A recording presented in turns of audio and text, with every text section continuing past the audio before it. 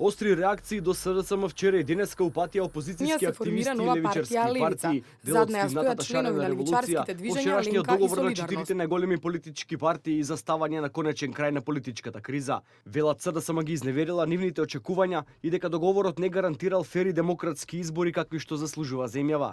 Професорката Билјана Ванковска, која важи за блиска до опозицијата, вчера и денес напиша дека договорот не е суштински и дека политичарите биле неодговорни во одлучувањето на судбината на државата.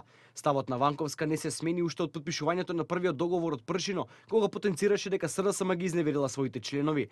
И опозицијскиот колумнист Ивор Мицковски на социјалните мрежи напиша дека ни самата СДСМ не верува во постигнатиот договор, а граѓаните биле длабоко разочарани од истиот. Голем дел од поддржувачите и активистите на шарената револуција исто така се огласија дека е штета што е постигнат политички договор за излез од кризата, бидејќи ова би требало да стави крај на протестите по улиците и вандализирањето на државните институции и спомен обележја. Колумнистот пак Арсим Зеколи посочи дека доколку поранешниот лидер на СДСМ Бранко Црвенковски го потпишеше овој договор, СДСМ би се кренала на нозе и Бихачка би горела.